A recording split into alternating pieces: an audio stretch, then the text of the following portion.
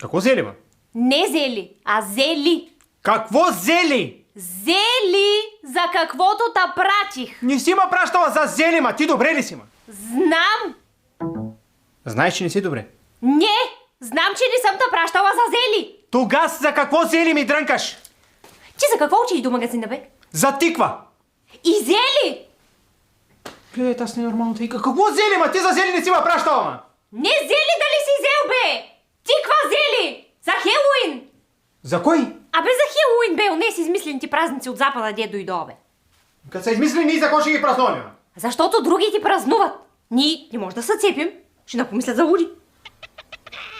Тиквата къде е? Магазин е още затворен. Само един мурук там седи долу и чака още да отворят от вече 3 месеца стана. И що тъй? Защото момчето от магазина по дял от кеф, като разбрал, че ще излезе нов филм на сцена Ванката от 6 декември в кината и